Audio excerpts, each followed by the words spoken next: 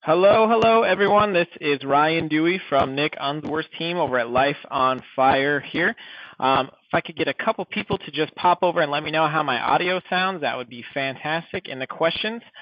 So, my man, Mr. Unsworth, accidentally dislocated his knee, we think, or something along those lines. So he's hobbling around on crutches and Vicodin and whatnot, and he's at the doctor's office today. So we're wishing him well. He'll be back in action no time soon. But oddly enough, we weren't actually going to have Nick on today's call anyway. So that's actually not the reason he's here. So we actually had a PR interview lined up. He was supposed to be on TV today, and so we had to juggle a couple things around, but we do have a special guest presenter, one of our fire starter elites, Mr. Will Mitchell here, who is going to tell you about how he grew a business importing goods from China. And the interesting part is not necessarily the business itself, it's how he built the business and what he did technically online with SEO and blogging and whatnot that allowed him to build the business and create what he had a little empire going at a pretty early age. So, Will, come on in, my man.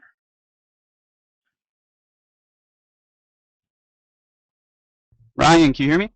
Yeah, sounding great, sir. I'm going to go ahead and make you the presenter, Cool, good and to I'm be going here. to turn the call over to you. Absolutely, Cool, thank you. absolutely. Happy to have you here, sir. All right. I'm going to let you dive right in. I'm going to hand you the controls here. Okay, so I didn't have a ton of time to prepare for this. Ryan just asked me the other day if I could jump on and tell you guys a little bit about what I do and how I did it. So, yeah, and of course, anyone just let me know if the audio is bad or anything. But that being said, I didn't have too much time to put this together, so I decided to just kind of open up all of my data and show you guys everything I can. So any questions you guys have, I'd like to keep it a little loose. And I don't know if Ryan, you could help me out. Maybe just if anyone has a question or if I start going in a direction that you guys don't think is valuable for you, please just jump in and let me know. So that being said, let me show my screen, and I hope you guys can see that. What I'm basically going to do is go through a product I was going to build, and I still might build, that basically shows how I built my website, startupbros.com. And for anyone that doesn't know, startupbros.com is my website that I run. It's just a blog for new entrepreneurs. We kind of help new entrepreneurs and entrepreneurs get their first successful business online. So what basically happened was I was running a marketing consulting firm and my personal website, willmitchell.com, and I was posting content just to build an authority figure around myself, and found that I wasn't getting the results I wanted to on my willmitchell.com blog. So I dove into the brand, and I really said, how can I build a brand that my target audience wants to interact with? And that I'll have fun. I want to build a business that I'll have fun running, a lot like what Nick teaches in Life on Fire. So that's how Startup Bros was kind of born, through a lot of testing, market testing, knowing what target market we wanted to target, and then figuring out which branding was going to be most lucrative and most engaging to them before we actually gave them the content. So that's kind of what the blog I run now. And like Ryan was saying, this is supposed to be a startup blog, but our number one article, as you can see, is about importing from China. So about 90% of our audience now is all about importing from China, and I just think that's a really interesting fact. I didn't expect when I started this blog. I expected to struggle helping entrepreneurs and things like that, but what ended up happening was I had one article that went viral, and now my entire audience only cares about that. So it was an interesting turn of events, to say the least. But so let me show you guys just how I did it, and kind of my thought process and everything. And this is just a little step by step that I put together. Sorry, I don't have any like nifty presentation or anything. I just got this little mind map for you. But so the first thing I did was I got really clear on the idea, the vision, the strategy, and I got my positioning really clear. Like I said, I thought about my target audience and how I could create a brand that they would be most engaging for them to engage with. Um, so the first step is laying the foundation and developing your idea into a focused vision. Um, I mean, I know tons of people on this call. Everyone here, there's people that have tons more experience than I do. Um, I mean, really, the only thing I did was create a decent brand that people want to engage with. And before I go any further, let me just show you some of the traffic data to show you why this is, at least to me, a pretty big deal. So you can see now we're getting over 75,000 uniques a month. And this wasn't started that long ago. So this traffic has just gone out of control. And I don't write that many blog articles or anything, but so this is within the last year. You can see my traffic has gone from just actually let me get in a different ad account that shows some more historical data.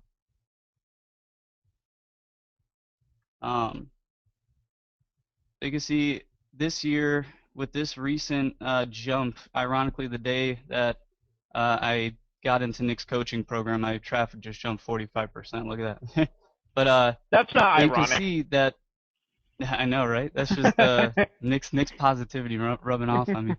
But you can see that I mean, we really don't do that much marketing. We just once a month or so we'll write a blog post, and just off of that, you can see we're now going to get over 1 million people viewing our website this year. These are daily visits. Um, just because I mean this content scales. There's no reason not to have a blog up. Everyone in this room is doing very significant things and you guys are learning. You guys are having experiences that other people could learn from. But at least for me, for some reason, I didn't have the confidence to actually put this content up for the longest time. I thought, there's too much competition. How am I going to compete with Copyblogger, ProBlogger, all these other people? But the truth is, your experiences are just as valuable as anyone else's. So the content scales, which is the thing that really surprised me. Like the importing post, this was the initial burst of the importing post, 1,000 or 1,200 people in one day. Now we get, 3,000 people in one day just to that article, and this is when it was going viral. So that's just kind of why I think it's significant. You can build, I mean, just off of these numbers, even when we just started, even off of 500 people a day, if you have a $100 product and get 500 people a day to your site, if you can convert one person a day, I'm sorry, 1% a day, you're gonna make $2,500 a day on a $500 product. So it's just really amazing to see how much this can scale into a business just off of the content I put up. And I think that's the main value I would like you guys to get out of listening to me today, is that there's no reason to not just get started. Run a few A/B tests, put up a brand that people like, and put the content up, and it'll serve you for years and years down the line. But I know I'm getting a little off topic here, so let me go back to step one here. So refine your idea and your vision and your topic. Let me show you the A/B test that we ran when we first opened this up. Originally, Startup Bros was going to be a site called what was I going to call it? Online Income Labs, I think. And it was basically just going to be we were going to do a whole bunch of business ideas and see based on that. We were just going to share our business experiences with people that were trying to, and it quickly evolved from that once we ran a few A/B tests and saw that. I'm sorry, this data's not showing you too much, but actually, I have a blog article about this too. So the main thing we did in the beginning that I think really paid off for us was these initial A/B tests. So like we A/B tested our logo, we A/B tested our tagline, we A/B tested our name, we A/B tested the positioning of all our sidebar objects and things like that, the colors of the site, everything. And real quick in the beginning, I would. Do you want to just explain Sorry, what go an ahead. A/B test is, if there's anybody on the line who doesn't know? Oh yeah, definitely. So an A/B test is basically so I'm running A/B tests all the time on my website. The one A/B test I'm running right now is basically anytime you go to my about page right here, you're gonna see one of two different pages right now. Actually, one of two different biographies for me. So right now, if you go to my about page, you're either gonna see this or a completely different biography that reads slightly differently and has a slightly different goal. So with 50% of my traffic going to one page of copy and 50% going to the other page, site A and site B, I can go through and see how much that affects everything really in my business, just those people reading that. So you can see just off of changing 2 lines in my bio, I have a 15% conversion rate increase right now, and this is an early test still. Um, but you can see you can drive your conversion rate up just by changing little elements on a page, and that's what A/B testing's for. Visual Website Optimizer is the tool I use for A/B testing, and yeah, it's an incredible tool. Basically, if I wanted to A/B test something right now, I'd go on Visual Website Optimizer. Um, I'd go on there, say just like click my logo. It'll ask me which picture I want to replace it with. So I put up a different logo, and then 50% of my traffic will go to one page, 50% will go to the other page, and I can see how much that influences people, how much more time they spend on my site, if they go to more pages, if they're more likely to sign up for my email box based on the colors or the style of the logo, or say the words in the tagline or things like that. So yeah, like I said, I got my logo created, or actually, let me go through the name first. Um, so the original name test I ran, sorry, one second. So the initial A/B test I ran for the business, like I was saying, I had all this content up on willmitchell.com, and it was all just doing absolutely horribly. And eventually I decided that I'm just going to rebrand the whole business, bring in different partners, kind of make it a whole type of information business instead of just branded with me, because I figured people would be more likely to interact with a big brand like or something they interpret to be a big brand rather than just willmitchell.com. So I go through, I come up with a whole bunch of different business names. Um, and like I said, our main business, it was going to be Online Income Labs, but we just put up these pages and drove some free Google traffic. There was another one of our names, Jedi Startups. Um, so we put up all these things with the different business models, basically the different positioning to our target market, the different brands, basically. And we just put up these simple little landing pages and drove Google AdWords traffic and Facebook traffic from our target audience to this page, and the pages like it. And then we saw based on that data, um, and let's see, this is the final results of that A/B test. So you can see just the Startup Bros name had a 28% conversion rate. Startup Buds, just that one little word had a 20% conversion rate decrease. So that means, I mean, it's really ridiculous to me to think that if I launched this business as Startup Buds and didn't run this one little test, that everything I do would have performed 20% worse, because my brand would have thought they would be 20% less engaged with my brand by default just because of the name. So you can see my Income Labs one didn't do too well either. So this is where we got the Startup Bros name, was this A/B test.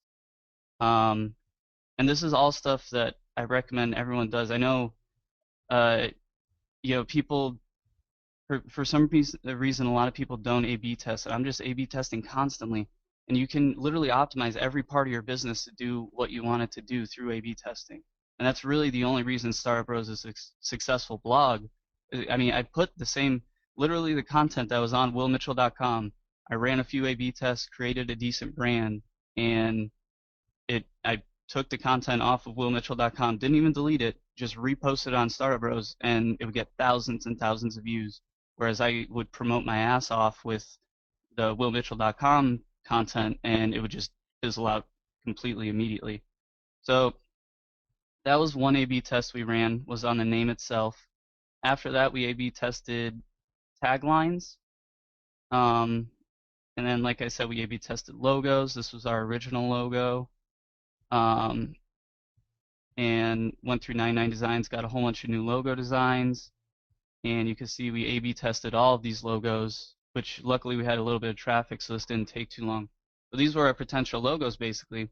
And variant 10 down here, I think converted at 15 or 20% higher than our current logo, or yeah, than our old logo.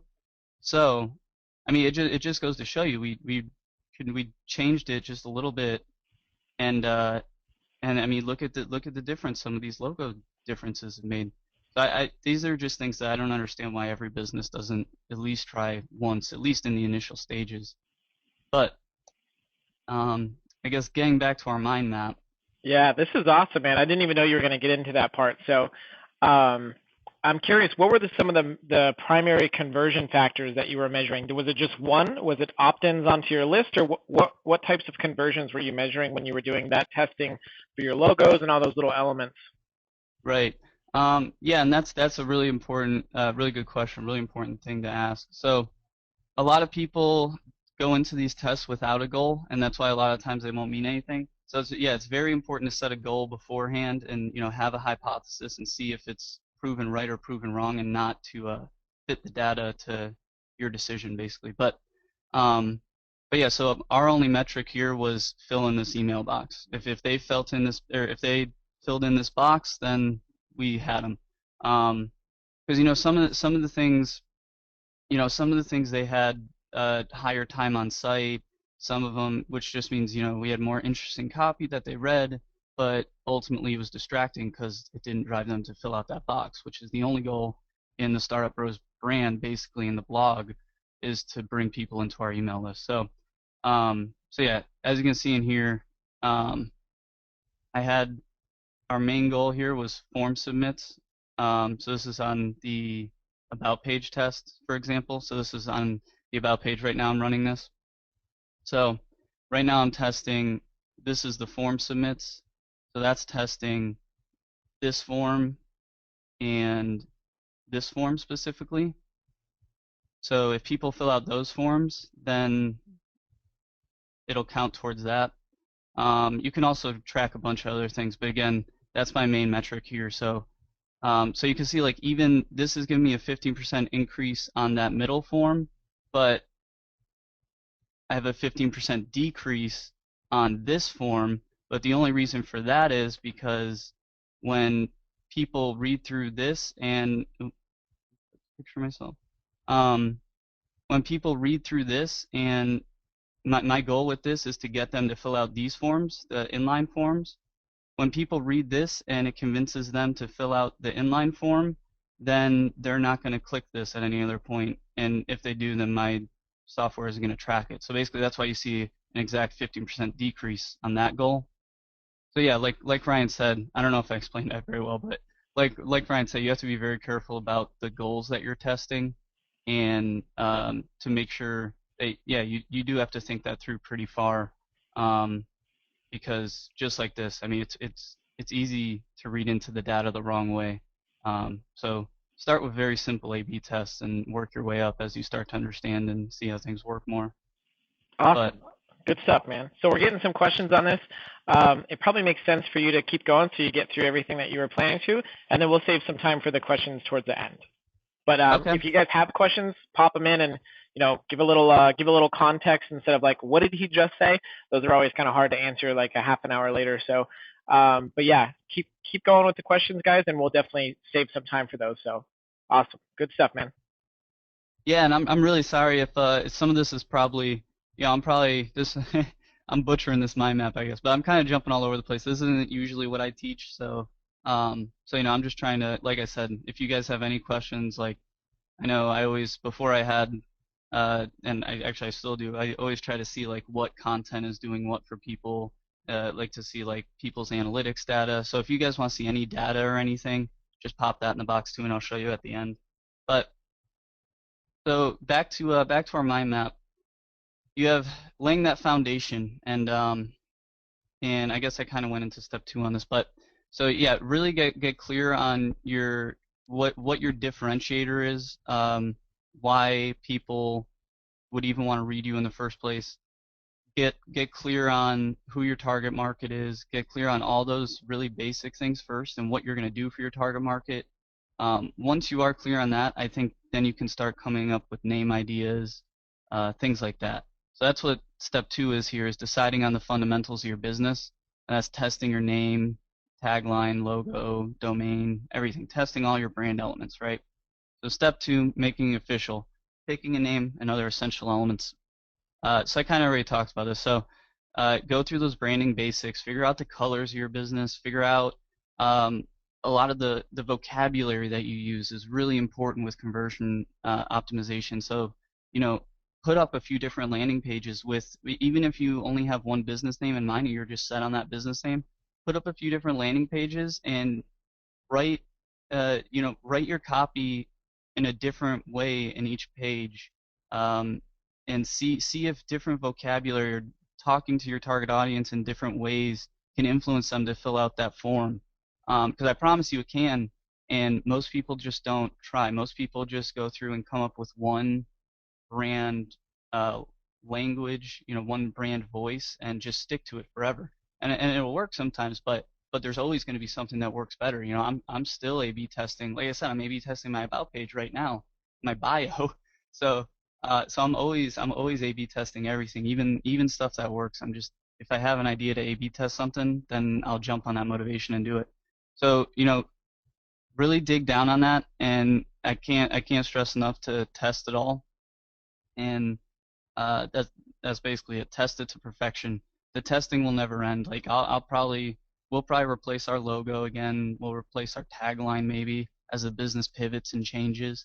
But I would never make any change or even a initial decision that is big as branding or a tagline or anything like that without testing it and making sure that that actually drives people to do what I want them to do on my site. So that's that. And then after you get all those things set up and you start to find the brand elements, that the puzzle that fits together in a way that your target market will actually want to sign up for your list and see what once you have a brand and all the elements are in place in the right way, that it flows and creates that engagement with your target market that you're looking for, then you have to do the grunt work. You have to actually set this up. And of course, I would always do WordPress. I would do a WordPress host like WP Engine, or I'm on Pressable.com, and these are just like WordPress optimized hosting solutions where they'll optimize their entire server just for WordPress and won't host anything but WordPress. So I've been hooked on those lately. So that's what I would recommend. And then I know this is really tough for most people, but don't let it be, because WordPress, the whole point of WordPress is making this really easy, setting up websites and stuff. Once you figure out how to use WordPress, it's a skill. I didn't think when I learned how to use it when I was like 14 that I'd still be using it today, but it's one of my most used skills, is just knowing my way around WordPress and stuff. So I wouldn't be afraid of the technical side of all this. But at the same time, you can always hire someone especially if you have all the brand elements and the logo and everything made, you can hire someone to throw together a site like this in no time. I mean, I made this whole thing, and obviously I didn't I'm not too much of a designer, but everything works, and I have a great conversion rate and everything just because I test and I know what my target market wants. So yeah, and then if you guys want, I can go a little bit deeper on this side of things in the Q&A if you want, but I'm not going to go through and start telling you guys about plugins and stuff. So then you're going to start creating your outposts. This is where you're basically going to start, building your brand's presence and your brand's identity outside of the website itself, kind of the outbound marketing foundation. So where to build and why? That's a big thing to figure out. I can show you guys in our traffic data what worked for us. Like what the biggest site for us so far has been Reddit, surprisingly, followed by Facebook, followed by Twitter. So we pretty much focus on those three mainly.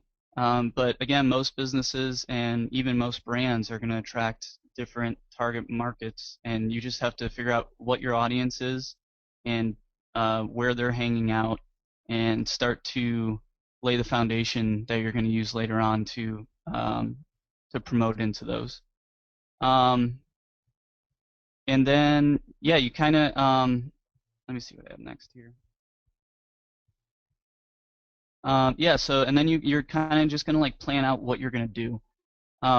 So basically, with our blog, every piece of content that we post is good for us. It helps all of our old content. It helps all of our new content.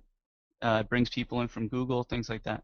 So our whole business is just posting a piece of content a month and then sending out an email to our email list and then promoting on a few specific networks. And we have this down to the point now, and this is where everyone has to get if they're going to do this on to any scale, is to operationalize all this so we can pass it off to virtual assistants or employees or anything if we grow, which is our goal, obviously. So we're very big on automating all this, saying, okay, here when we posted a new piece of content, here's a list of 15 things that that you do with that content. So you know they posted on Reddit, they posted on our Facebook with the we still do this, but in theory. So right now we post it on Reddit, we post it on Facebook with a short quip about the article or whatever. Post on our personal Facebooks, Twitter, personal Twitters, a few other things. And that's basically, you know, we've done all the testing and everything, so I know where our target audience is and when they're going to click onto our site now. So we know where to promote now, and it's pretty much automated. I mean, promotion isn't a big problem for us anymore because the brand creates the engagement, creates the environment for our target market that they want to share our stuff with their friends. So the branding is really important. It's more important than any of this. I would much rather have a brand that when anyone hits my site, they go out and share it with two other people in my target market. I would much rather have that than knowing how to drive traffic from these places. So I don't want to stress this too much, but you do need your basic credibility builder, so Facebook page, Twitter page, all that stuff, and yeah, from there, you know, you can kind of see as you start posting content where the traffic's coming from. If your target market takes it off and puts it on another site and it does well there, then maybe you want to put that into your your stack of places that you're going to promote to. So just things like that. So once you have all that and you kind of have everything created, then you're going to start actually developing your launch plan and you're going to start creating content. So this is really the biggest part because the quality of the content is really all anyone cares about in the end. You know, if you have good quality content on a great brand, then people are going to share it. If you have good quality content and a bad brand, people probably won't share it, but they're still going to like the content and still develop a relation with you. So the content really is the most important part. And I call this prepare for liftoff, developing and executing your launch strategy. So basically, come up with a few initial articles, figure out what you're going to try to teach people at first, what value are you going to try to give to them for free through your blog post that will cause them to want to reciprocate either by sharing your content, signing up for your email list, or you know whatever the goal is. So yeah, I would just create amazing content. And the way I do this, again, there's no like great way to do this, right? All you guys, there's many people in here that are better business people than I am, and if I can do it, you can definitely do it. So this post I wrote because someone was emailing me asking me questions based on articles that had nothing to do with importing. This person was asking me about importing. So delivering value to my audience, I was emailing back and forth with him, trying to give him as much advice as I could.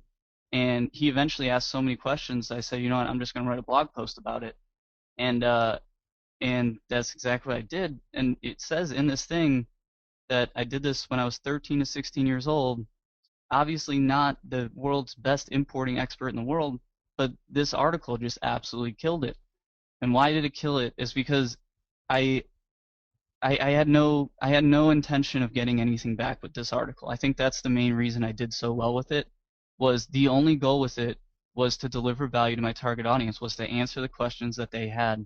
And I think that's the way to really build an audience and to build a brand recognition online, is to give away content for free, give value away for free, and they'll give it back to you. They'll just feel the need to reciprocate. It's just human nature.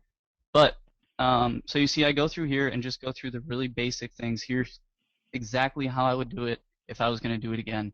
Here's how to find a good product and potential suppliers, because this is exactly what the guy was asking me in the email. I just went through an email or answered the email. And I just literally told stories about it. And this is when I was 13 years old, so I don't even remember half of the experience, but I knew enough to show them how to do it. And you see, I go through and I have these screenshots. Multimedia is getting very big right now. People really like that mixture of visual content and written content. So you see, I get really in depth here. This is something like 11,000 words long. So you see, I'm literally just giving away a house. I mean, most people, if you went into this and said, I'm going to build the Startup Bros brand or an importing product, and I want to build an importing audience, I don't think I would have been able to do that. The only way I was able to do this was to just care about delivering value to the people that cared about me and reading my thoughts. So that's literally exactly what I did, and it just blew up. Like I said, we don't promote anything. We just throw it on a few websites and hope that it has legs on its own. So the thing just completely took off. I think now it's over like 150,000 or 200,000 uniques just on this article. And it's basically come to the point now where we have to, I mean, we have 1,000 comments on this thing. We have to create a product now just because there's so much money on the table. We're literally getting 3,000 people a day that come to this article that care about importing. Like right now, I think we're I don't know if we still are. But yeah, I mean, we're the number 2 result or number 1 result for how to import from China or importing from China.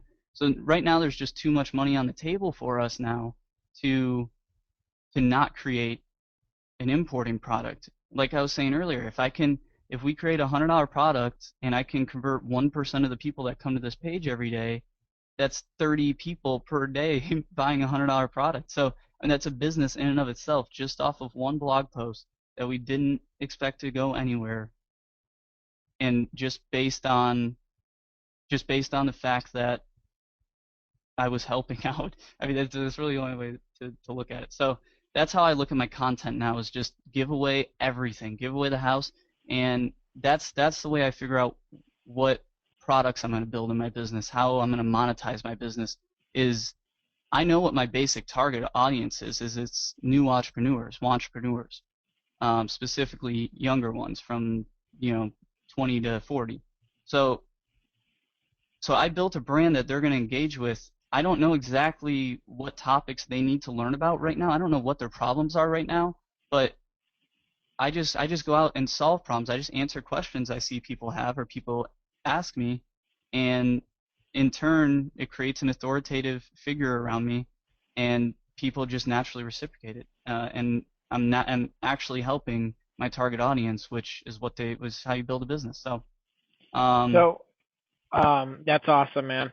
So how much of that are you able to kind of reverse engineer and figure out, how much, I mean, I realize you can't quantify it in what percentage of traffic came from every single piece, but, how much of it do you relate back to keywords? How much of it are you relating back to just how you guys shared it and all that stuff? I mean, obviously now the fact that it's a number 1 ranking article on Google is, what's probably driving the majority of the traffic. But, how much of it are you able to kind of go back and say, we can attribute it to these factors as far as what created that explosion? right. So yeah, going into the traffic data, you can pull out, and yeah, this is definitely a big part of all this too, is everyone make sure you have your analytics set up perfectly, because I mean, you absolutely need this data to be correct and reliable if you're going to run the blog effectively. But so this is our traffic data for our content specifically. So you can see this how you can make money importing from China, 300,000 page views, 250 uniques, with an average of almost 7 minutes on site. And I think we can figure out where that traffic actually came from. The majority of it came from Reddit. What basically happened was Reddit entrepreneur, someone posted the thing in there just with the same headline and everything, and that's kind of just what happened. It just completely blew up from there. I think we ended up getting like 500 upvotes, which at the time was like the number 8 most upvotes in that subreddit. So that's where it all blew up originally, and you can see that that was only 13,000. Which, by the way, when we got this 13,000 from Reddit, that was the biggest day of my life. I was like, oh my god, this is a, everything's verified, but this brand actually works. But I mean, you can see it's just it pales in comparison now to what we get from Google. And like this article, this is a follow up to this article. Google knows that because we say it all over the place, and it knows that people go from here to here and spend a lot of time there. But this article didn't even go viral anywhere. It's mainly this article, the how you can make big money importing from China. That went viral on Reddit, Entrepreneur, and from there it just kept on blowing up. Again, because we built a brand that people were ready to engage with, that they weren't there was no element in our brand that was going to put them off from engaging with it or sharing or taking some action with it. So people really like our brand, and so the people that came here, they had a high propensity to go back to Reddit and comment, to upvote, to go share on Facebook, to email their friend with the article, to comment on the article, anything like that. So in terms of attributing where the blow up actually happened, it happened on Reddit Entrepreneur, but again, the viral mechanic of the branding and of the content and the way we position the brand, that's really what made the difference, because these 13,000 people essentially built the entire site just from sharing that article around. So I don't know if that makes sense, but Yeah, yeah. Then going back to here, and then you're basically from here you're just the big push. So I call it attracting your first 1,000 fans, just because I didn't really get excited about this business until I had like a little bit of verification, like I just said. So when you have those first 1,000 fans, when you start getting emails and start seeing that your branding is actually working off or paying off, like I'm a 23-year-old kid and I've had a few business successes, but in general, I always thought, if I position myself as an expert in the entrepreneurship space, people are going to question that naturally. But if you build a brand if you build the right brand, people won't even think about it. You'll hit the right thing subconsciously, where people will just assume that you're an expert. People just assume that I know what I'm talking about when I'm talking about importing from China, but I just learn it from other people and just repeat it. And that's pretty much what anyone does with anything, right? But just take your insights and your experiences and put them out in the internet with a brand that your target audience, the people that you're targeting, are really going to care about and really like, and it becomes incredibly fulfilling to write blog articles and things like that. Whereas I used to see it as being stressful, or I used to have a huge lack of ideas with blog posts, like, oh, this has been written about before. The target audience, they don't care if it's been written about before. They want to hear different opinions about these things. So I mean, that's once you attract your first 1,000 fans, you can start putting up content, and people will email you back and challenge you. They'll say this was a really good insight and build on your insights, and you'll learn from that, and then you'll take those insights and make a new blog post about it. Like that's how these things happen. So so this is the big push. I mean, from 0 to 1,000 fans, it's gonna suck. Like, you're not gonna have a good time putting up the content, writing the content, stuff like that, because you don't know if the content's gonna be successful or not. There's a lot of uncertainty in it. There's a lot of risk in it. So once you have those 1,000 fans, then the brand pretty much starts running itself. The blog pretty much runs itself, because you'll start getting emails in with people that are asking questions, and you'll just start to basically work for your audience. But before you get those first 1,000 fans, that's the crappy part of this all. So the launch execution, I mean, I pretty much told you about it. You're gonna put up a few good pieces of content. I would put different pieces of content up. Don't just, so, if I put up Startup Bros, I wouldn't put up four importing articles. I put up one article about A/B testing. Put up one article about, I did this thing called Startup Bus where we built a startup on a bus in 3 days. So I did a blog post about that. I did like a blog post about me and Kyle, who's my business partner in this, just our relationship and how we met. Just different, just variety.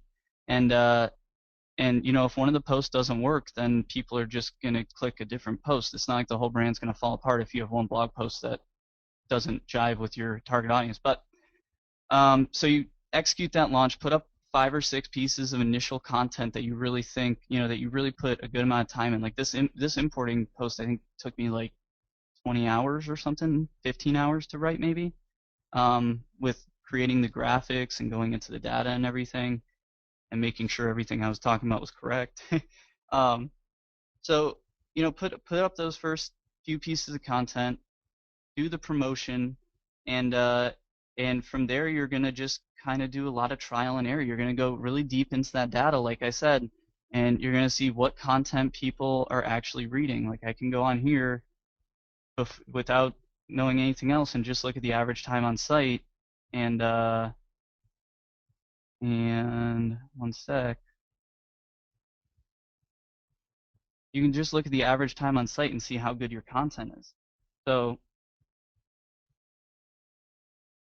I mean, just start doing stuff like that. You're gonna know what content's working, what's not. Um, I mean, this thing. I mean, this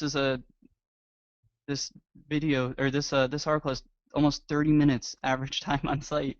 So I mean, obviously I'm gonna write more content like that, and that's literally how we run our business now. We had 4 or 5 decent ideas, and now our audience tells us what we need to write about. We can't even keep up with the questions coming into our email.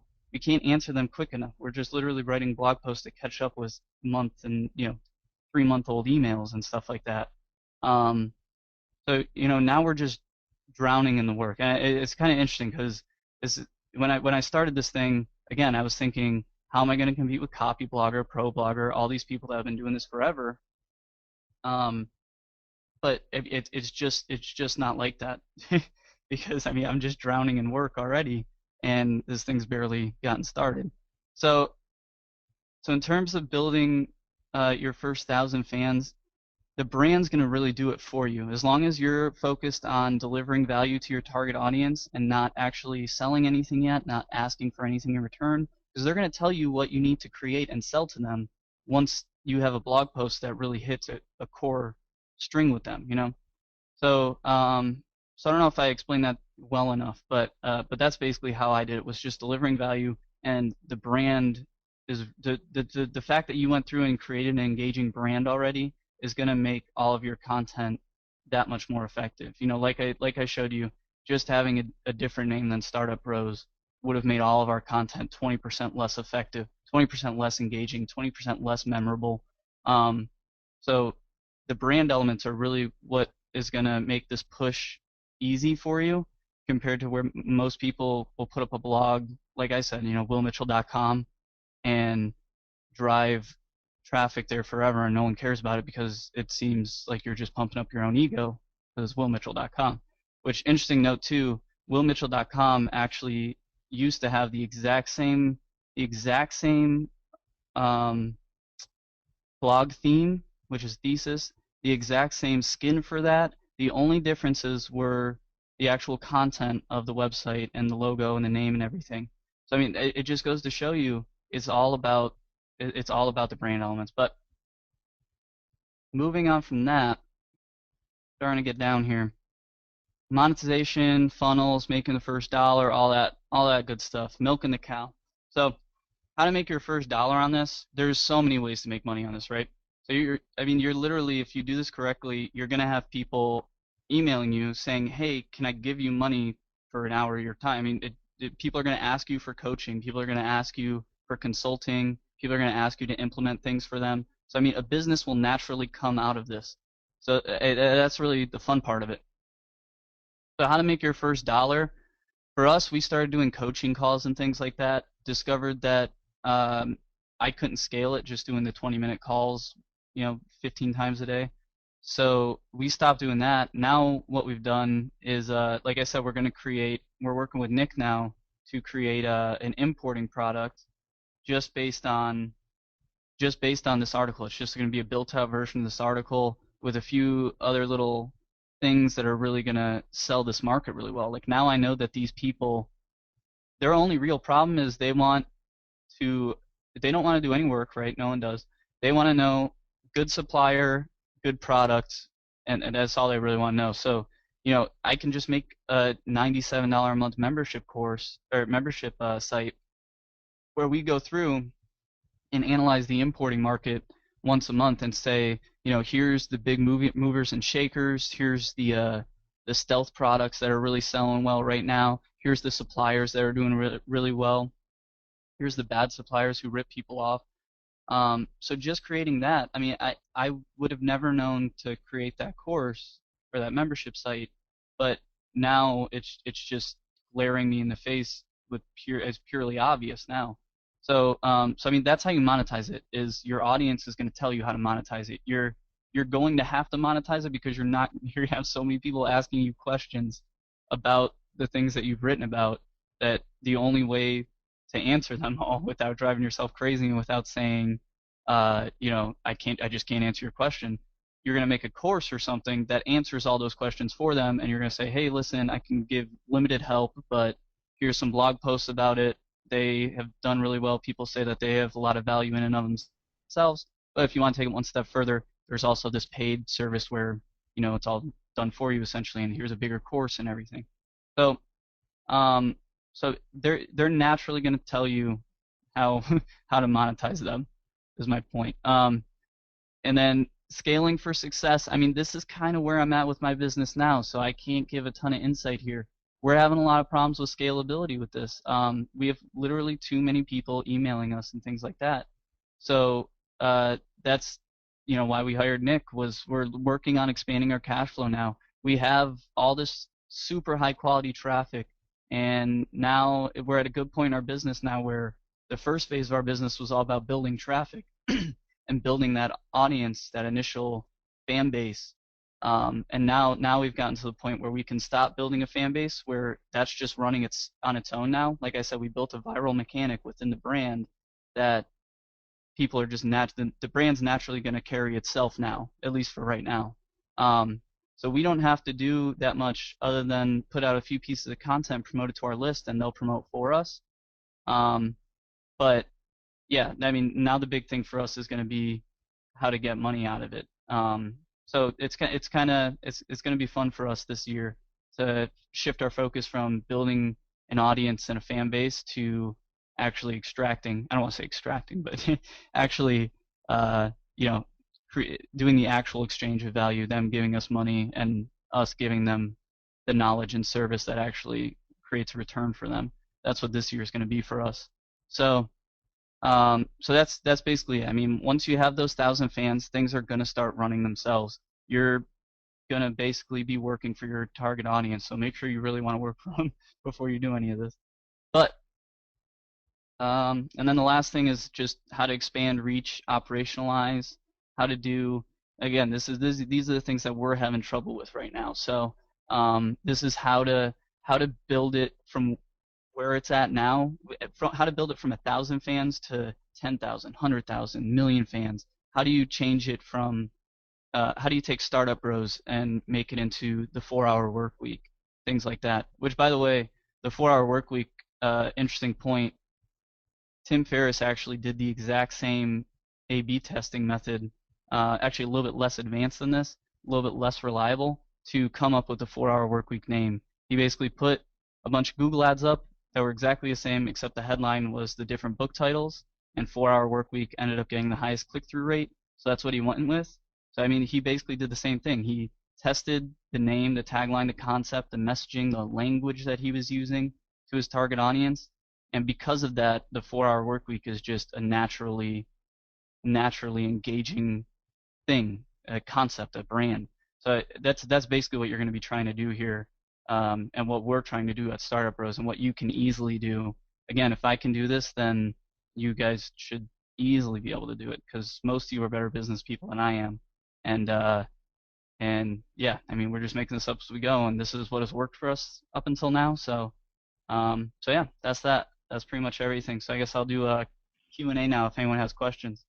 Awesome, awesome. Well, I want to hear. I want a few people to pop over. This good stuff. Are you guys digging this? Pop over in the chat and let us know. Awesome, amazing, great stuff. Oh yeah, all right, cool, cool. So let's knock out some of the fast answer ones first. How many blog posts did you write before you reached your first 1,000 fans? Are you there, Mr. Will? Yeah, sorry about that. I muted myself. Oh, okay. Yeah, we should be able to see. I hope there's a quick way I can look at this.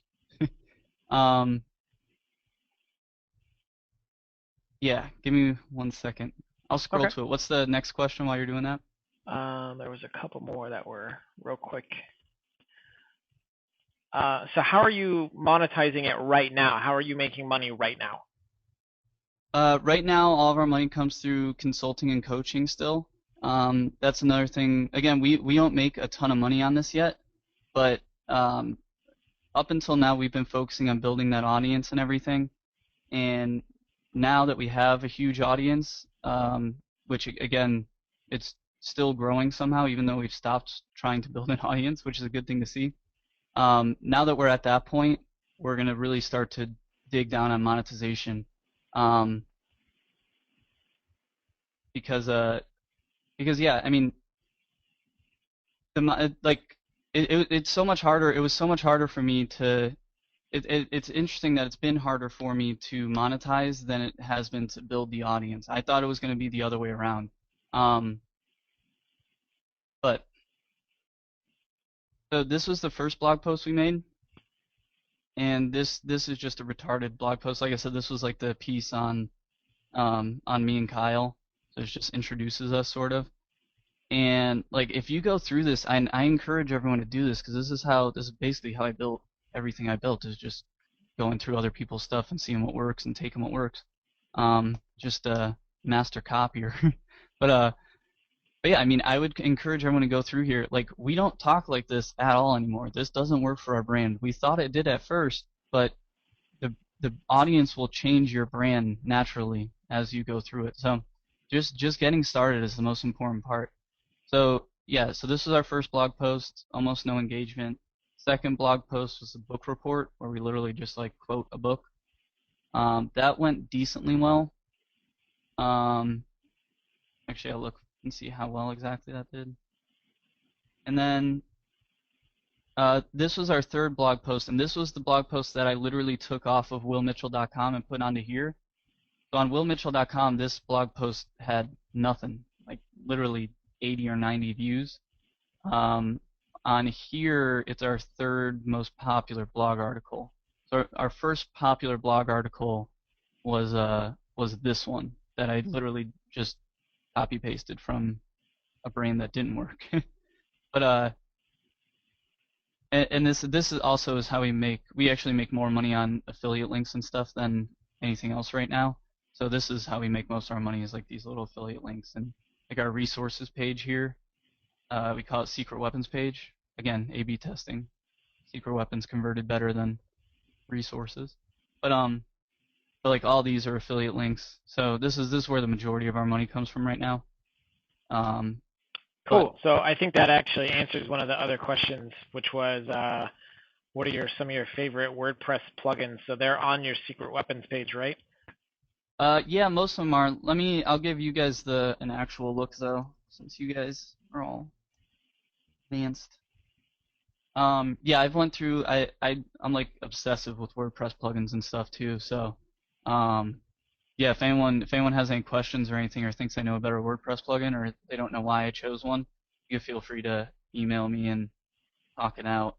But yeah, like this plugin right here, I know a lot of people know DigDig, which is the sidebar share plugin that basically makes this box.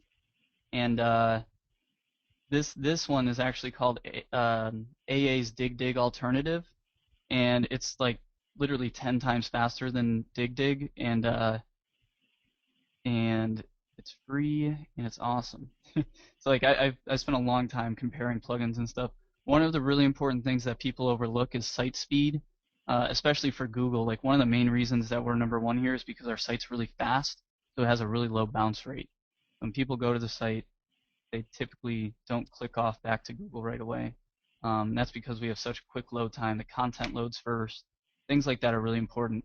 Again, just everything has to be what does my target audience want. They don't want any load time, so I don't give them load time. So AA's Dig Alternative, I already mentioned that one. That one's awesome. This is what I use for all of my analytics and stuff to put tracking codes in my site. It's called Segmentio. It's a website that basically combines all of your tracking codes into one and then enters them in on your site in a more optimized way, so it speeds up your site again. Appointment calendar plugin. That's something I use just to schedule coaching calls and stuff.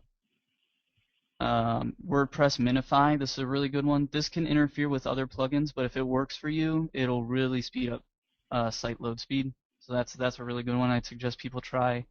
Comment Redirect by Yoast. That's a really cool one. One of our most valuable pages on our site, so one of the pages that we get the most subscribers from, is the thank you for your comment page. So when people leave a comment on my blog, they get redirected to a comment thank you page, and that's been extremely effective for us just from a brand building perspective and also getting people on the list, because people are much more likely to get on the list after they comment for whatever reason. Can you explain that real quick, or can you show that to us so we can see what you're talking about? Yeah, definitely. Let me see. How can I show you? I'll go in the back end. So here's the comment redirect settings. And this, I've done some interesting things on our thank you page too. Like you'll see, I have this ridiculous animated GIF on this thank you page, on all of our thank you pages actually, and it's so interesting to me. Like I put up 15 different animated GIFs, just ridiculous GIFs of people like SpongeBob freaking out, like Despicable Me's freaking out, just like really excited, like a thank you GIF for them signing up to the list or giving a comment. And I forgot what the exact data was, but it was like just putting this picture of SpongeBob up as opposed to a Despicable Me thing. It was like a 35% conversion rate increase, and like just crazy things like that. So this is the page. After you comment, you immediately get redirected to here. And then this is the email box that we use for that. And then if they don't want to fill out the email box, I send them to our free stuff page, and that's just more opt-in boxes for them. This is basically all of the offers we have right now. So yeah, so that page has been, this is our most valuable page. And then our second most valuable page is our about page, interestingly. Your about page is like, that's going to be one of the main brand builders. If you like, you should probably spend just as much time on the about page as you do your first couple pieces of content on your blog, honestly. But back to the plugins. FeedBurner, that just redirects my feed to FeedBurner. Foobox, that's so when people click image, which this isn't working right now, so I need to fix it. But if people click an image, it won't go to a completely different page and they'll lose the content. It'll just pop up for them, and then they can close it in the same window with the content still there. That's the goal of that. GrowMap anti-spam bot plugin, that just puts a little checkbox under your comment box. So like on this one, you can see at the end of our comment box, it says confirm you're not a spammer. Surprisingly enough, that gets rid of about 90% of spam. I'm not sure how it works, but What was that one called? GrowMap anti-spam bot plugin, right there. And that one's been really good for me. Jetpack I use a little bit, but if anyone's thinking about, because I've spent so much time on this question, if anyone's thinking, should I go with Jetpack's comment system or should I go with Discuss or anything like that, I have seen nothing, and I A/B test everything. I've seen nothing but bad results switching out anything but the WordPress native comment system. So if anyone's wondering, like, should I use Jetpack comments, I wouldn't, because I get much less comments when I enable anything else but WordPress comments. I think people Have are you just used to the WordPress comments. have you used Facebook comments? I have. They can be good. I used to have like the WordPress comment box right under the Facebook comments, but when I removed the Facebook comments, my WordPress comments went up by like 70% or something. I think the problem is people are really afraid of whenever they do anything with Facebook on another website. I think they're afraid of that website taking advantage of it and posting on their Facebook and basically using them as an advertising channel. So I think people have become really afraid of that sort of thing. But again, A/B test everything, because this is all just for my target audience. For your target audience, it could be that they only comment using Discuss, or like I know a lot of political sites use Discuss because when you're targeting political people that are debating in the comments, they like to be able to go from site to site and start debates in the comment section, and then be notified when they get replies on different sites. But like for my site, I don't want the Discuss system, because if it shows replies from all my competitors' websites and they go and click off to a competitor's website to read the reply to a comment, that's the opposite of what I want my website to do, right? I want to keep them there and get them onto my email list and build a relationship with them. So like those other types of comment systems didn't work for my target audience, but for some target audiences they do. So. Cool. Lead Pages, like I said, if anyone doesn't use Lead Pages, it's absolutely incredible. That's how we make all of our landing pages now. And I just don't know what we were doing before we had Lead Pages, because this thing is just absolutely amazing. I guess I'm not logged in, so. But Lead Pages is one of my favorite plugins. That's what we make all of our landing pages in now. So this just connects it to the WordPress, so I can make, instead of leadpages.com/landing page, it's startuprose.com/landing page. Lead Player, same company. They basically, when you watch a YouTube video on my site, you'll see that a opt-in box will pop up, and I hope this doesn't play for you guys. So an opt-in box will pop up on all these videos, and people can sign up for our list through there. So that's what Lead Player is. And that's actually the same company as Lead Pages. And let's see if I have anything else interesting. PrettyLink Pro, that's a link shortener. So I use that all of our affiliate links just say like startuprose.com/lead pages, and that redirects to our affiliate link. So that's just what that does. Scripts to footer, that's another really good one for site speed. This will move all of your CSS scripts and all of your JavaScript and everything. I'm sorry, not your CSS, just your JavaScript and everything. It'll move all that into the footer, so it's the last thing that people load. So if you go look at your load time for your site, probably the first 70% of it is just because you're loading scripts from other websites. This moves them all into the footer from the header, so it loads after your content. So your bounce rate will go down drastically just from this one plugin. I'm a big fan of that one. All right, that's probably the answer to one of the other questions that we got, which was how does your site still load so fast with all these plugins? Yeah, that's a really good question. And like I said, I've spent so much time. I know I like most people, a lot of people say like keep it to a bare minimum with WordPress plugins. I don't buy that too much, because I think it matters so much more who developed the plugin and how they developed the plugin, and if they're good coders, then it's not going to give any extra load time. There's not going to be any extra errors or anything. And there's ways that people can develop plugins to, again, like load the script in the footer. So all these plugins that I use, I've done a lot of research into, and I made sure that by enabling them, everything I test. So say like subscribe to comments reloaded.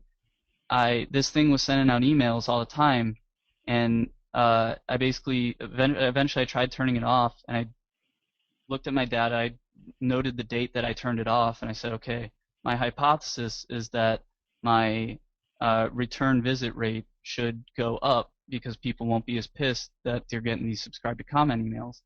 Um, but that turned out to be not true at all, and like all my data started going terrible. All my return visits started going terribly wrong, and my comment rate went down once I turned this plugin off. So yeah, I do like a lot of testing, even with site with load times and stuff, to make sure that each of these things actually increases my conversion rate. So I can stand by all these and say that I've researched all these a ton, but again, only for my target market. I know that this is the combination of plugins that is working awesome for my target market. So, um, and Cool. then yeah, like Thirsty Affiliates is a cool little thing. It's like Pretty Link Pro. Basically, you can put in an affiliate link. So say I put in Life on Fire. Anytime I say Life on Fire on the blog, it'll automatically go in and replace that with an affiliate link. So that's what I think I'm going to switch to. Tweetly, this just posts out my archived posts to Twitter. Video SEO plugin helps me with my click-through rate. When people search for articles that have a video on it, it'll show the video and a play button, so it helps my click-through rate. Yeah, and then this is an essential one, WordPress SEO. And then this thing, actually, WP Squeeze Bar. I don't know if you can buy it anymore, but this is our #1 converting thing for the entire site, is this top bar right here, which is the WP Squeeze Bar. That's all it says. Get our latest ebook for free, enter your email, and download it now. That's actually our #1 converting thing. I think we get like 55% of our opt-ins from this. So that's interesting. And yeah, that's all we use. Oh, that's all? Nice, nice. Well, I want to make sure we answer that original question, which was, do you know? And if you don't know, then maybe we can circle back. But how many blog posts you wrote until you before you hit 1,000 fans? Okay, yeah, I'm sorry about that. Yeah, so the this thing got us our first 1,000 fans. This 3 steps to validate your business idea for free. And that was your This third is blog post? uh yeah, I think, was it 3 or 4? I think it was 3. Um, so that it didn't initially give us our first 1,000 fans. That over time gave us our first 1,000 fans. When we first posted it, we probably got like an initial burst of say 50 or 100 people who really thought that were convinced that we were experts, that we were thought leaders, and that they wanted to follow us and see what we had to say. So that was the first one that got us like our first little fan base and was really motivating for us. And then it looks like 4, 5, probably 6 or 7 until our big one. And keep in mind, these are 2 people writing blog posts too. Um, so it's not like we were just like posting. It's not like there's one person going. This was another big one for us. Setting goals, the only way to live your life with your dreams. That was another one I stole straight off of willmitchell.com and put it up on here, and it immediately did like 50 times better. So that one, that's 6, 7. That one was pretty big, but that's 8. That one, 9.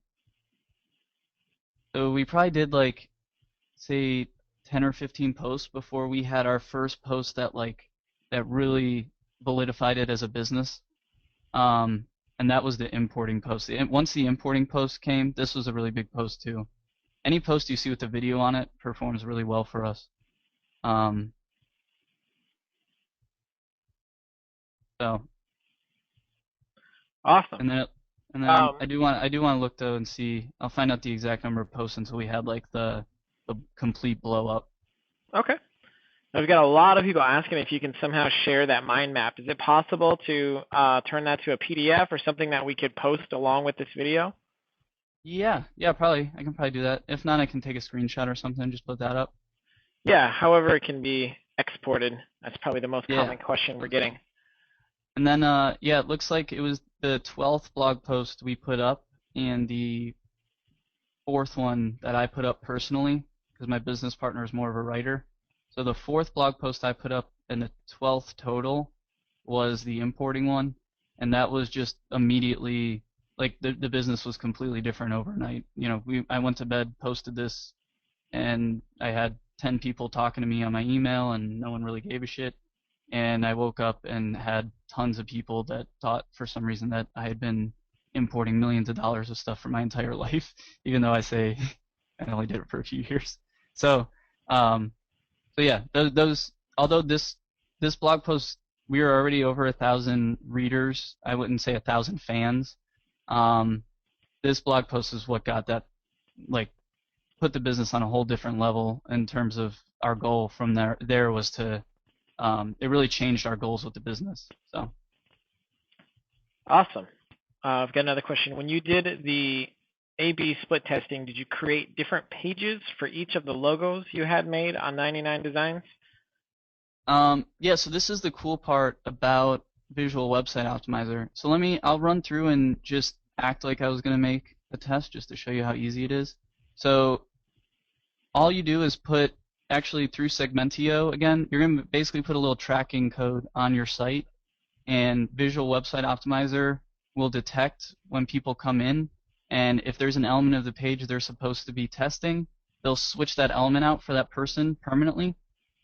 So, like, say I was testing the logo, I would just come here. You can do all these things to it. So here's the control, and I'm in variation 1. So I'm going to create one variation where I just change out this image.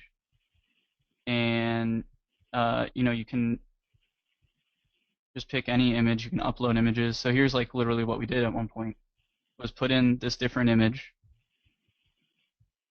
And then you can keep on adding variations if you want. So say I wanted to test 3 images here. Change that image again. And say we'll test this one. And the next step on that. So now, although I didn't change anything on my site, Visual Website Optimizer knows what I'm trying to do. And then you set up your goals. So you can see my frequently used goals. So let's say I want them to sign up for. I mean, I'm basically tracking everything with this. If I'm doing the logo, then I may be testing this sign up field. I may be testing this button. I may be A/B testing engagement in general. So there's a few things I would do for this one, but my main goal is to get people on my list. So that's going to be my first couple goals is list signups. And if they visit these thank you pages, then I know that they've went through my sign up process. That's what that is. And then engagement, I always do that just to get an alternative view and some more data. So, and then you would set that up, logo testing. This logo should increase conversions immediately. There's your hypothesis, because it's so easy to change your hypothesis. If you run this test for 5 weeks and don't have any hypothesis, your mind will just make one up that'll fit the data. So it's important to put your initial thoughts in here. And then, yeah, you can even segment who you target, so you can only target new people. So people that have seen your old logo and are familiar with that one, are already fans of that one, they won't see the difference. And yeah, it's literally that easy. And then if I clicked create your test right here, it would start switching out this logo for 2/3 of the people to those other 2 options. And then So from it's there, not an entirely new page. It's just that one particular element, and the entire rest of the page is exactly the same. It's all being delivered from the same URL. yeah, exactly. And then, yeah, what happens, so if I load, with that one specifically, it would be any page on my site, right? So if I went to this page, then as it was loading, it'll hit Visual Website Optimizer's thing, and Visual Website Optimizer will replace that image out for the website, basically. There's no changes on your site, no different pages, nothing like that. Visual Website Optimizer does it all for you in a way that your target audience and your visitors won't even notice. Great. Another question is, did you run your advertising along with your name slash logo testing for your email sign up before you launched the main site? Yes, I did. So yeah, that first test. Let me see if I can bring it up. Um, that first test, yeah, was completely. We didn't even have the domain name for any of those yet. So, oh man, I wish I knew where I had the first A/B test right now. But um, but yeah, the first uh, the first A/B test we purely did to those pages that you saw on losing all my images. I got way too many tabs now. Yeah, so when we first did we set it up to just blank pages on lead pages. This is actually Unbounce. This is before lead pages was out. If lead pages was out, I would use that now. But um but this is basically just a hosted page off of Unbounce. And we made 4 different pages on Unbounce and tested them separately.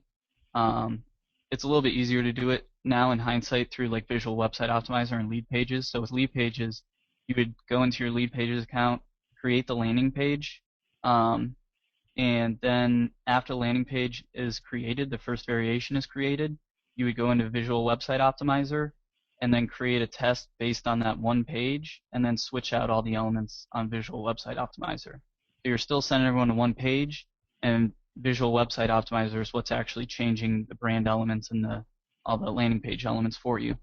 So yeah, we ran Google and Facebook ads to this, and the only difference with all of these were we changed the name, which this is just some like little pretty text thing generator I found on the internet. So we changed the name with the exact same text and style and everything so that the styling wouldn't affect anything.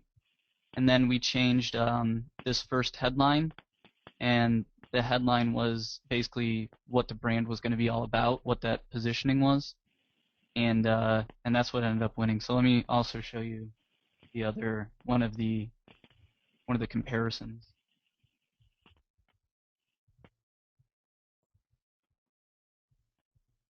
So we had Startup Bros and Jedi Startups was our next best performing one. So you can see there's Startup Bros. Follow 2 bros fresh out of college on an entrepreneurial quest not to have to get jobs. Not have to get jobs. That's confusing, huh? Um, and okay, so yeah, that was actually the exact same. So we were just testing the name here. Completely same elements. Everything's exactly the same. We just changed Jedi Startups. And apparently a few other little words, but I wouldn't have done that if I did not know better then. So yeah, all you're going to do basically is set up one little landing page on Lead Pages or something, and then use Visual Website Optimizer to go in and replace that logo image with different images, and then run the traffic to it. So Cool. Were you just using the paid traffic to do the testing, or did you keep driving paid traffic to grow after that? we just ran it for the test. So um, we probably spent like I'd say $25 on the first test because I had one of those little $100 coupons from AdWords before they made you spend $25 to get it. So I had like $100 spend on Google and probably like 20 to $30 on Facebook, and just through that we drove enough traffic to get this validated. And it's actually really interesting. Like a few of our biggest fans in the business, like the people that message me once a week on Facebook and that I actually respond to, are from this A/B test. Like we ran one A/B test after, and I mean, we literally didn't. There was like a thank you pop up when people filled this out. It was like, thanks, we're launching soon. We didn't even have the domain name. That was one of my worries, was that someone was going to buy these domain names that we were testing. That didn't happen. That's never happened to any of my clients either. Anyone that I recommend this to and help through this, they've never had a domain name uh, snatched up from them or anything. So yeah, I mean, this has always been, from everything I've seen, this is still a really effective and powerful technique to do to test a brand element. Awesome. Awesome. Let me just scroll through, and you should be able to see the questions as well too.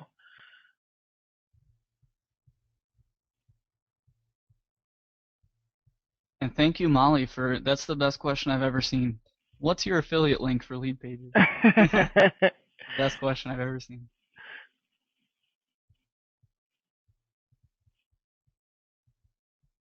Yeah, Visual Website Optimizer actually works with any site. So yeah, it has a WordPress plugin just to work with that. But like I said, it's literally I don't know if I can find it easily in here, but yeah, so it's just this. If you put this tracking code on your site, the top of your site basically, then then then it'll go through and try to switch out your elements if you have it set to. So the WordPress plugin that they use basically just puts this at the top of the page. It's not anything complicated. If you have two different web forms, you can test both of those separate web forms, right? Yeah, especially if they have different thank you pages, then it gets really easy. Yeah, it's pretty Cool. easy to do that though. All right. Did you build all your pages on WordPress? Somebody's asking some questions about if you've done anything on and built anything on any other platforms. I'm a huge WordPress fan. There's probably some good platforms out there, but like just and I guess this kind of sounds dumb since I'm only 23, but just like how long I've been in the game, I've seen so many things come and go. Like Magento was like the all-star e-commerce script not even 2 years ago, and I think they're just like one of the worst now. So like WordPress just has such staying power, and there's so many people developing for it that I'd stick to WordPress for almost everything I do. Awesome. Oh, what's the name of the website you said that does hosting just for WordPress? Yeah, so there's two really good ones. One's called WP Engine, and this is actually created by and run by the people that created WordPress initially. I think they're Automatic, I think they're called. They make like the Jetpack plugin and stuff. So that's one of them. And then the other one is called Pressable, and that's at pressable.com. And they're basically the same thing. I think they're a little bit cheaper though. So WP Engine's like the, I think, higher class of the two. And then Pressable is really good for just starting out and getting a lot of the same benefits. Awesome. Awesome. Taking a look, seeing if there's any general questions we didn't answer. You guys can always hunt Will down in the Facebook group. Yeah, definitely. Yeah, my direct email too is will@startupbros.com, and anyone you guys can email me, and I'll make sure I get an answer to you pretty quick. And then yeah, I'm always on Facebook and stuff too. Oh, hey, Um, hurry up and go buy startupchicks.com before Molly does. I know I was gonna answer that. I think I have a friend that already bought it. So if it's available though, I think it's a good one. All right. And Vanessa, the thing I mentioned before, although I guess I shouldn't mention again because it's not that good anymore. But it's called Magento, and that was like that like 2 or 3 years ago was like the all-star e-commerce thing. And then I mean you can build a better WordPress or e-commerce site on WordPress now, but there's tons of e-commerce platforms now with Shopify, all those. Cool. Here's a good question. How are you promoting your blog posts? Um, yeah, so like when we make a new blog post now, the email list does most of it for us now. Sorry, Molly. Um, the email list does most of it now. So when we do a new blog post, we're pretty confident that it's going to be answering a lot of questions directly and like really speak to our target audience and to the entrepreneur market. So like when we write blog posts now, we're literally taking the same questions that we're getting. Like if we get 50 of the same question, then we just take that question and write a huge blog post about it and then send it out to the list. And just because just because it delivers value at the right time to them and for free, and we don't ask for anything back, I think by the time they read after they're done reading the blog article, I feel like I feel like a lot of people expect us to ask for something from them, and the fact that we don't makes them want to share. I mean, that's really where everything comes from now. Like we have people that go around and like we have a guy that runs Reddit, a subreddit for us called Startup Bros, and he just posts our content all the time. I mean, like if you have it's all about creating the right brand to have a really engaging that people really want to engage with and people really want to associate themselves with, and uh, you know, things like that. You know, if you can create a brand that people are just going to want to help grow themselves because it speaks to them and their identity so strongly, then I think that's one of the strongest things you can do. But in terms of like how we actually get clicks on our blog posts and like new traffic to our website, guest blogging has been big for us, which is incredibly easy. You just pretty much go around and ask people if you can make guest posts because everyone's looking for good content. Yeah, by the way, if anyone wants to guest post for me, tell me. But yeah, like guest blogging has been a big one for us, but not nearly as effective as I thought it would be. Like when I'm driving, like I put a blog post that did really well up on ProBlogger, and we ended up getting like 150 clicks from it. And they promoted it to their email list. They did everything they could to promote this thing. We got 150 clicks through to our website. So like I always thought guest blogging was going to be much more effective, but like we just post it. You know, we just give it to our audience in the channels that they're used to getting it: Facebook, Twitter, email, and they've been sharing it for us really effectively. So. Great, man. Well, we'll keep it tight to the 90-minute mark. We try not to let these calls go beyond that, and ideally 60 minutes. But I didn't want to stop, and we're getting great feedback from everybody. So I really, really appreciate you coming on and sharing this. And maybe we'll have to have you back and keep going at some point because this is really, really good stuff. But definitely appreciate you stepping in and providing some really, really deep and insightful content, and just a little bit different topic than what we've featured up to this point. So I think everybody really enjoyed it, and definitely really, really, again, appreciate you coming on and sharing with us and being so willing to show us exactly how you did everything too. I think that's one of the things I love the most about this community is everybody is so willing to help each other and so willing to, as Shane likes to say, open the kimono and just lay it out there, because I think a lot of us, pretty much all of us, have that abundance mindset that it's not going to harm you to help the others in the group and to show other people what you're doing. So again, thanks, man. Awesome stuff. Yeah, definitely. Yeah, thanks for having me. Yeah, I really hope you guys got some value out of it because, like I said, I don't usually teach this stuff. I just threw this together last night, so I hope you guys got some value out of it. And I'll make sure to give you, Ryan, a whole bunch of stuff you can put into the show notes and everything. And I'll make sure also to take a screenshot of this because I think this is one of the most valuable things in any analytics account. And this is where all of our traffic has actually come from in the last year and 2 months. So I'll include a screenshot of this too so people can go through and try out these channels that have worked for us and try it for themselves. Sounds great. Definitely appreciate it. Thanks, everyone. Thanks, Will. We'll be back next week. And I would imagine Mr. Unsworth will be here as well. So we'll send him some well wishes and definitely appreciate all of you guys and have a great rest of your week. Thanks, Will. Thank you, guys.